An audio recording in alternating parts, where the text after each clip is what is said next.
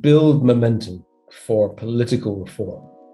That's by far the most important thing anybody can do as an individual. Inform others and build momentum for change.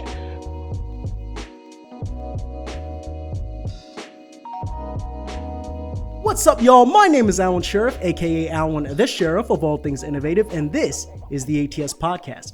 Here on the ATS Podcast, we talk about all things science, technology, and psychology related, and it's my hope that I'm making the world a better place, one new episode at a time. Let's get into it. Everybody, we have a special guest on the podcast today. He is a climate change activist. He is the author of F the System and A Chicken Can't Lay a Duck Egg, which is hilarious because obviously a chicken definitely can't lay a duck egg. Or I think it goes the other way around. Was it a duck can't lay a chicken egg? Or a chicken can't lay a duck egg? And anyway, at the end of the day, we're going to be talking about a mindset shift for the climate crisis on today's podcast. And who better to be having this discussion today with me than Graeme Maxton. Everybody join me in welcoming Graeme Maxton. How are you doing today, sir? I'm very good indeed. Thanks for having me on. Awesome. Can't wait to get into this discussion. I have so many questions I want to ask you. I want to go ahead and jump right into it because just a lot of things have been on my mind, and I know that we've had prior discussions, but now's the time for us to expand a bit.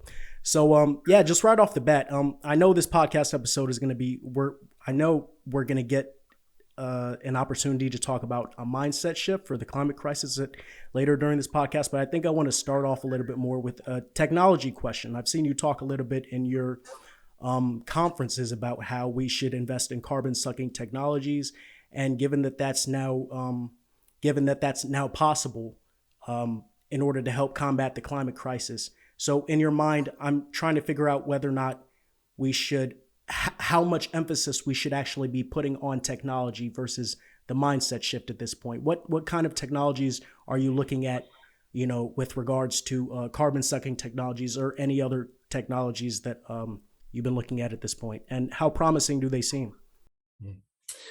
I mean, when people think about climate change and they think about technology, they think about electric cars, they think about windmills, they think about solar panels, and they think about carbon capture, some way of sucking all these gases out of the atmosphere to reduce the rate of heating.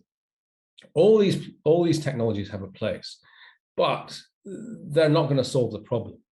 They're going to have a relatively small effect. I mean, we're developing carbon capture technology today. It's on a very small scale. It's very expensive. And then you've got the whole problem with how do you store all this gas afterwards, and how do you make sure it's not going to be released at any time in the future? So all these technical problems still exist. And at the same time, what we're doing is we're piling more and more gas into the atmosphere, and it's making the problem worse. I mean, right now, the problem is worse than it's ever been, and it's getting worse every year. So we need to do something different. Technology is going to treat some of the symptoms, but we're not going to fix this problem unless we change the way we behave. Mm-hmm. Exactly. Changing the way we behave. And, as I think about that more and more, I try to think about where exactly we can start. I mean, we talk about how we need to change our behavior, but practically, a part of me wonders how you would at least start off thinking about going about this. Does it start in our educational systems? Does it start with the media? Does it start with, where exactly do we start? I mean, the media certainly has a very big role to play, and that's one area where we need to really put some effort into, I think, because the media is portraying the problem as something which is not as large as it is, and which something can be solved relatively long term. I mean, this is a very urgent problem and a very big problem.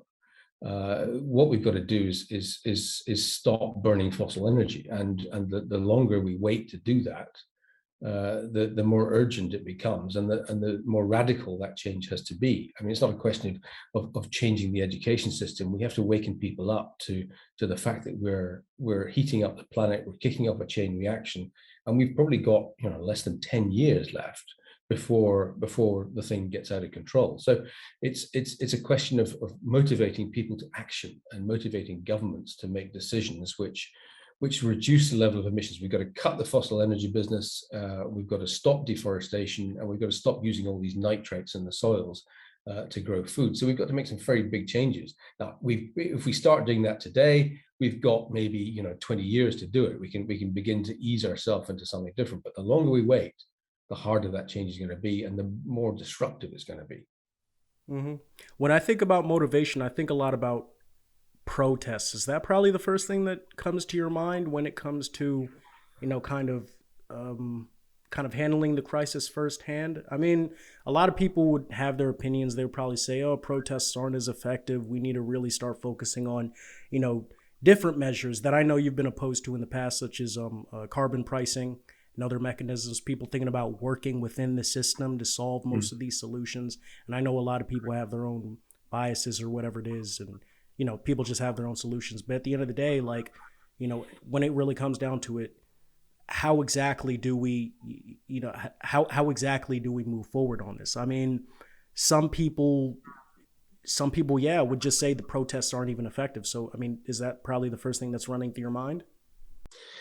It's a very good question. I mean, we've known about this problem for more than 20 years. I mean, we've known the consequence, actually more than 40 years. And yet the situation's got worse. I mean, the politicians have done nothing. I mean, we've had all these climate conferences in around the world, and this problem gets worse every year.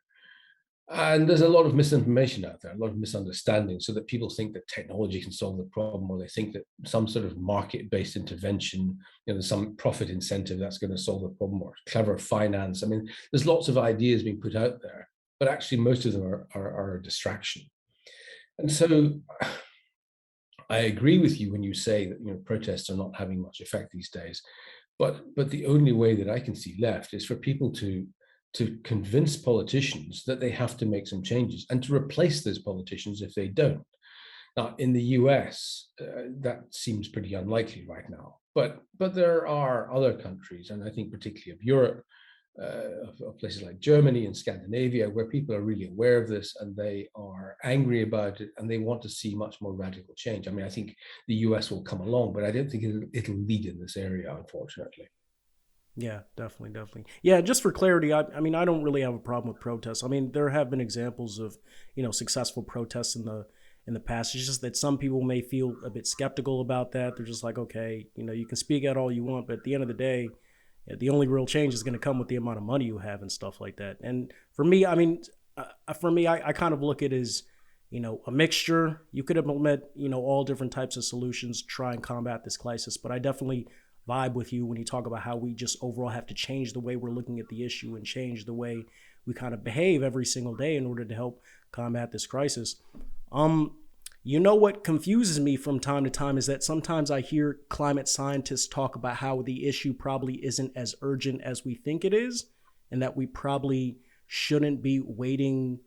You know, we probably shouldn't be setting we probably shouldn't be setting this for 2030. We should probably be pushing it out just a little bit, because it just might be that, you know, even though things are going to get bad because of the climate crisis, they're not going to get as bad as most people think it is. Some climate scientists think it's just blown out of proportion. So, I mean, I was wondering if you could touch a little bit on, you know, an idea you might have about the consensus that scientists have about the climate crisis today, and whether or not, you know, all this is just random stuff that climate scientists, or probably aren't even climate scientists, are just saying in the media because they have no real, you know, yeah, they have no real weight in speaking on the issue. So Yeah, I mean, it's a bit like the tobacco industry battles in the past. I mean, you've got more than 90% of the world's climate scientists are absolutely in agreement about how big this problem is and how urgent the problem is. And I'll talk a bit about that in a second. But you've also got a small number of people who are often being paid by the fossil fuel industry or by other corporates to try and muddy the waters, to try and make it look as if this problem is not so urgent, because they don't want to change. They don't want to see the world move away from fossil energy, because all their shareholders and all their jobs are dependent on selling more of this coal, oil, and gas.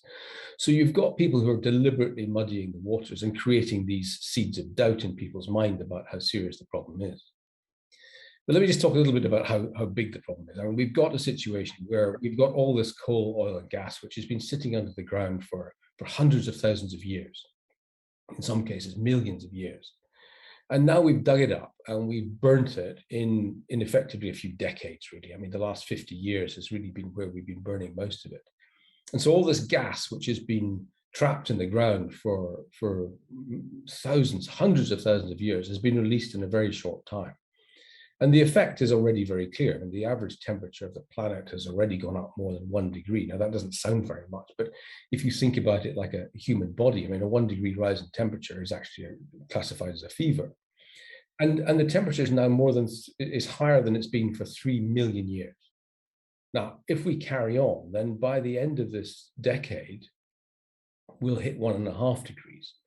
And then we kick off a chain reaction, the ice will melt faster, the trees will die and release their carbon. And we'll get into a situation where the temperature of the Earth will continue to rise for decades to come. And we'll go back to a time that's like 10 million years ago or even longer in planetary history. And, humanity can't survive that.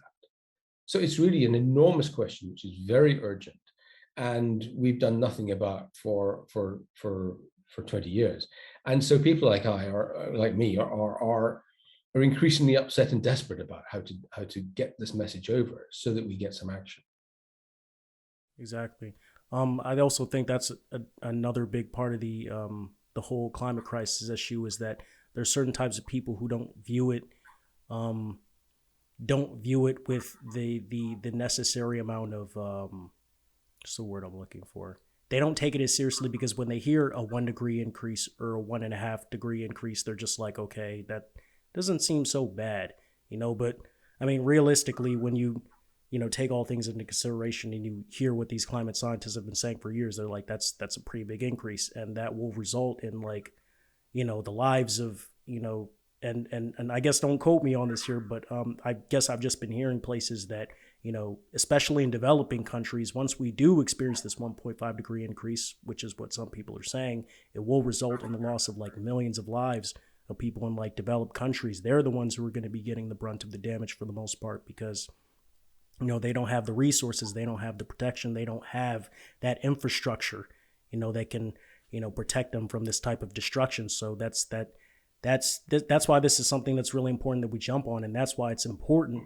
that, we have much larger countries, like the US kind of take the helm on this, because I think it's really important that we kind of set that example. But unfortunately, as you pointed out, there are a lot of bad actors, in the movement and just people in general who are kind of trying to move the needle elsewhere on this entire issue with the amount of with the amount of money and power and influence that they have, just because they have vested corporate interests and whatnot.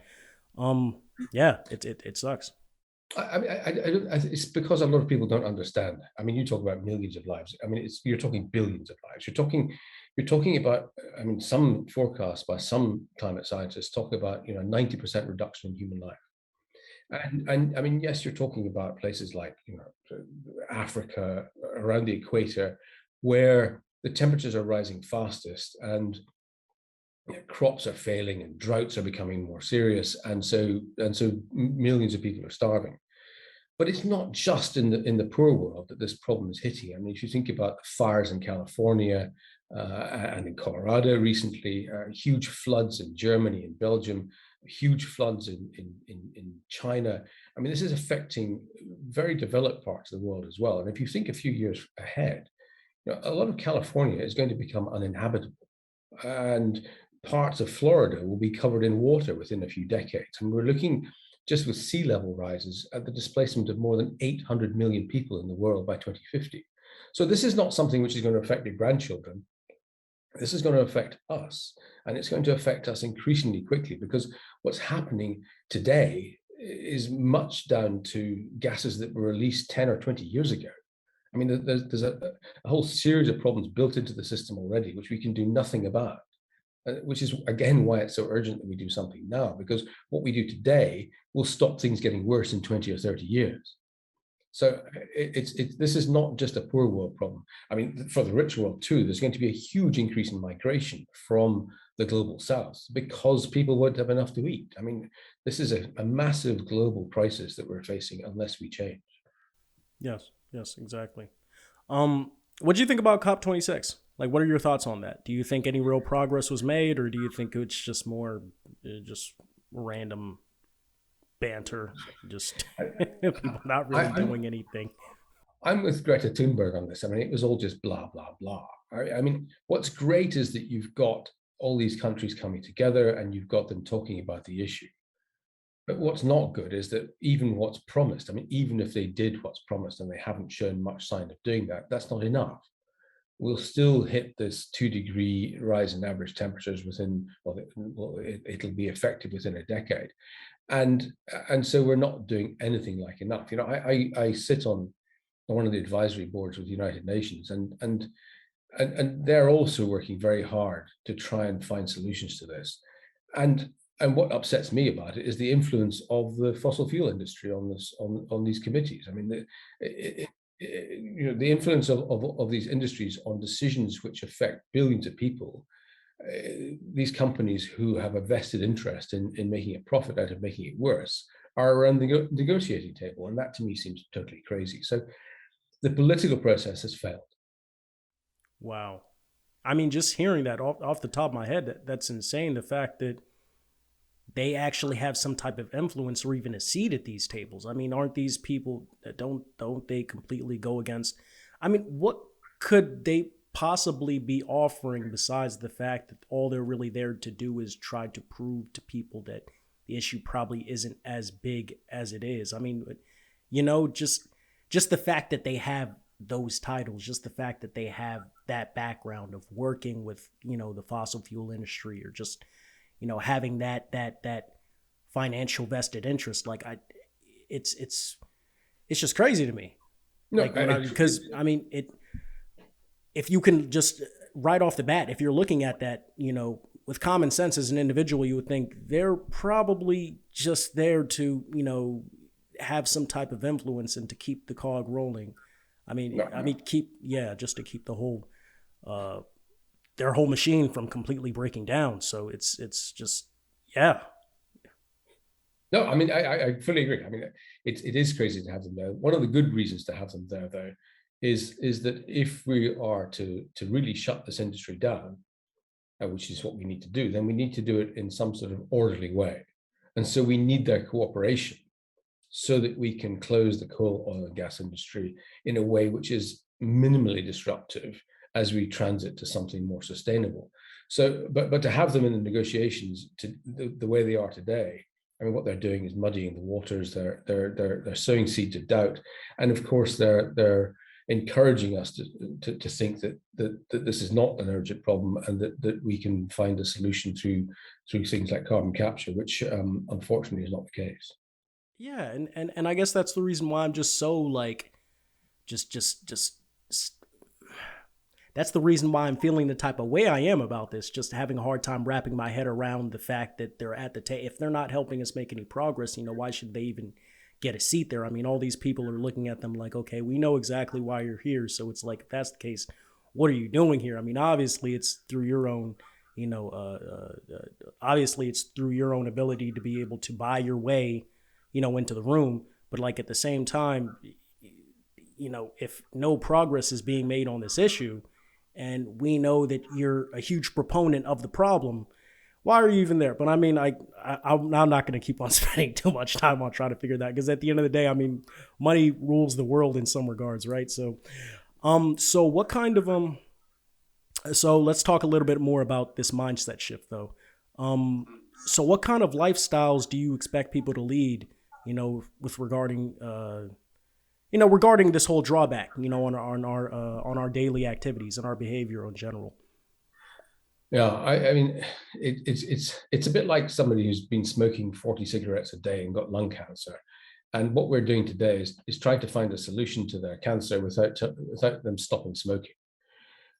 We have to change our lifestyles, and that sounds very difficult. And we've all become addicted to having a new phone every 18 months and being able to jet off to Mexico for a holiday, or even cross the country every day or every couple of days to visit friends and relatives. And that's what we've got to stop. We've got to change our lifestyles and go back to something much more like perhaps people had in the 1950s or 1960s, where we use much less energy, we travel much less, and we consume much less. We have to go back to something much simpler. Now that sounds difficult, and it is mentally difficult, but actually, I mean, solving this problem is not about technology. It's about changing the way we think. if we can restructure the economic system so that we focus on improving the well-being of the majority of people, of living in balance with nature,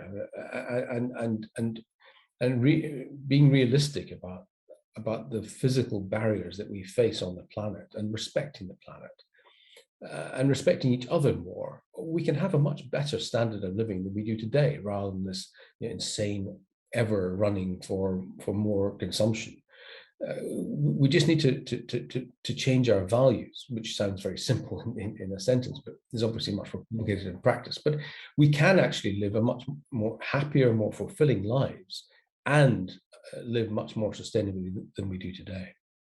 Yeah, I mean, with me, me already being, a supporter, and um, just overall being more attuned to trying to adjust my lifestyle, to help combat the climate crisis. With my apartment running on, renewable energy, or me just not going out and consuming as much. It's kind of easy for me to go like, okay, I'm ready to take that leap of faith. But a lot of people are just like, they'll probably just be like that.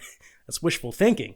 You know what I mean? And given the fact that so many people's lifestyles are different, and so many people live in so many different ways, it's I guess I'm trying to figure out how exactly we would even be able to mentally get there. I mean, what would you propose where would you propose we start in terms of how we think about how we can change people's minds? And I guess this goes back to the first question I asked you earlier about where we're looking at attacking this issue from. Is it education, media, stuff like that? Like, it's where's the influence coming from? And so I guess it'd just be kind of hard for someone to kind of readily wrap their head around that.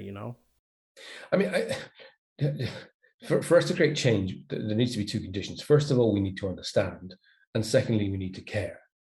And I think when you think about the future of the world and of all of us, then I think everybody cares.